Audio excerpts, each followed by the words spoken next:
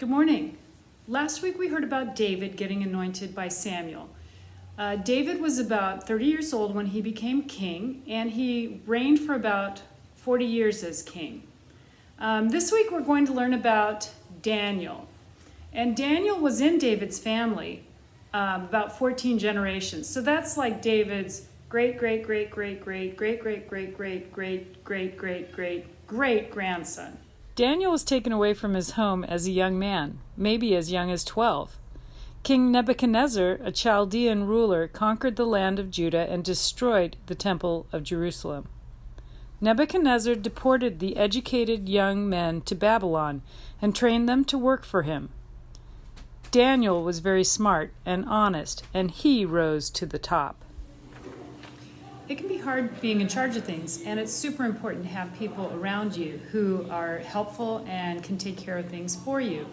I thought I would ask some Presby Camp counselors and kids what extra jobs they would want to take on if they had more responsibility. If I was going to delegate things, what would you want to be in charge of? Besides tie-dye. Besides tie-dye? Besides tie-dye, you're already in charge of that. Probably snacks. Huh? I'll be snack. What's the best snack you're going to bring to Presby Camp? Carrots and vegetables. I'll be making tie-dyes. I would want to be in charge of tie-dyeing. Tie-dye. Tie-dye.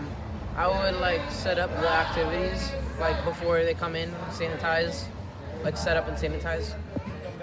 Maybe hand sanitizing everything. Oh, cleaning. Yeah. That's super important. Okay. I think that I would want to be in charge of maybe taking care of the other kids because it would be fun. Looking after someone. Looking after someone? Who do you want to look after?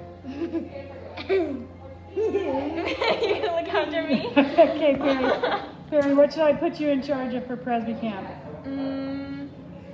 Fun games to do. Fun games.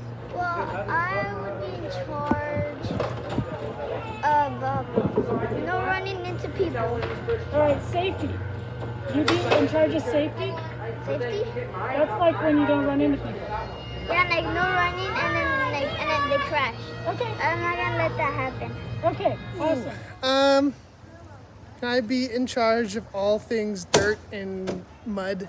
Yes. What do you want to be in charge of for Presby Camp? I want to be in charge of all things dirt and mud. Wait, Jim! Martin wants to be in charge of all things dirt and mud.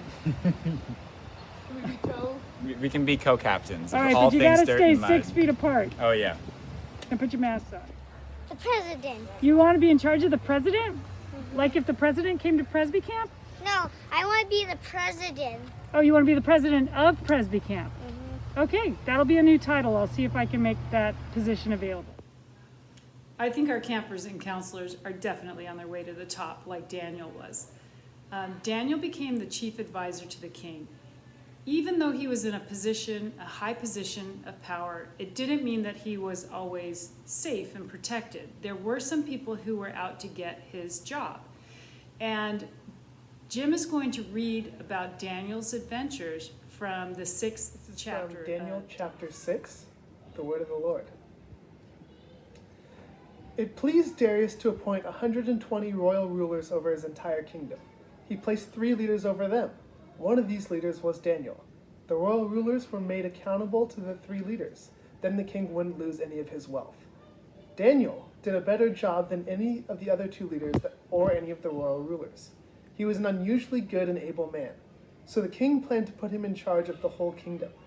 But the other 2 leaders and the royal rulers heard about it. So they looked for a reason to bring charges against Daniel. They tried to find something wrong with the way he ran the government. But they weren't able to. They couldn't find a single fault in any of his work. He could always be trusted. He never did anything wrong. And he always did what he was supposed to.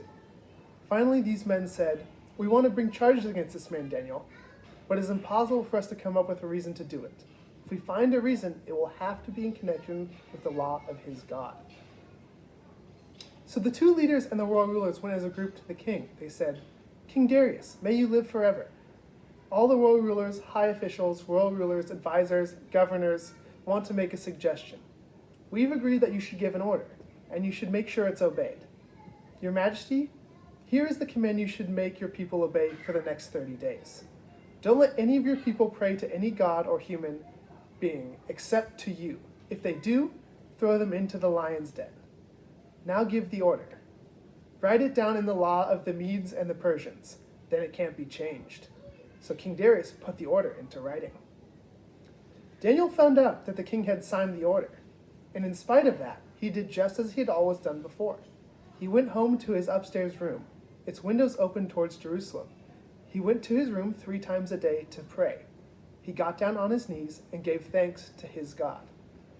Some of the other royal officials went to where Daniel was staying. They saw him praying and asking God for help. So then they went to the king. They spoke to him about his royal order. They said, "Your Majesty, did you sign an official order?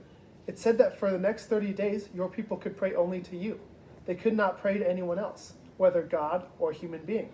If they did, they would be thrown into the lion's den." The king answered, "The order must still be obeyed. It is what the law of the Medes and the Persians requires, so it can't be changed." Then they said to the king again, they said, "Daniel is one of the prisoners from Judah. He doesn't pay any attention to you, your Majesty. He doesn't obey the order that you put into writing. He still prays to his God 3 times a day." When the king heard this, he was very upset. He didn't want Daniel to be harmed in any way. Until sunset, he did everything he could to save him. So then the king gave an order. Daniel was brought out and thrown into the lion's den. The king said to him, "You always served your God faithfully, so may he save you." A stone was brought and placed over the opening of the den. The king sealed it with his own special ring. He also sealed it with the rings of all his nobles. Then nothing could be done to help Daniel. The king returned to his palace. He didn't eat anything that night. He didn't ask for anything to be brought to him for his enjoyment, and he couldn't sleep. As soon as the sun began to rise, the king got up. He hurried to the lion's den, and when he got near it, he called out to Daniel. His voice was filled with great concern. He said, "Daniel, you serve the God of the living. You always served him faithfully. So he has been able to save you from the lions?" Daniel answered, "Your Majesty, may you live forever. My God has sent his angel, and his angel has shut the mouth of the lions. They haven't hurt me at all. And that's because I haven't done anything wrong in God's sight. I've never done anything wrong to you either, your Majesty." And the king was filled with joy. He ordered his servants to lift Daniel out of his den. So they did, and they didn't see any wounds on him. That's because he had trusted his God. Then the king gave another order. The men who had said bad things about Daniel were brought in. And the king wrote to all people of all nations, no matter what language they spoke. He said, "May you have great success. I order people in every part of my kingdom to respect and honor Daniel's God. He is the living God. He will live forever. His kingdom will not be destroyed. His rule will never end. He sets people free and saves them. He does miraculous signs and wonders. He does them in the heavens and on the earth. He has saved Daniel from the power of the lions." So Daniel had success while Darius was king, and things went well with Daniel during the rule of Cyrus the Persian as well. The word of the Lord. Thanks be to God. Daniel had quite a career spanning around 70 years, 4 kings, and several life-threatening adventures. He was probably 80 when he spent the night with the lions. In this painting by James Heckey, you see Daniel and the angel sent to protect him, and one lion who looks very interested in Daniel. I think Daniel doesn't look too comfortable, but he also doesn't look scared. What do you think Daniel is thinking? And what do you think the lion is thinking? It's not too late to get your order in for communion juice and bread for August 2nd, next Sunday.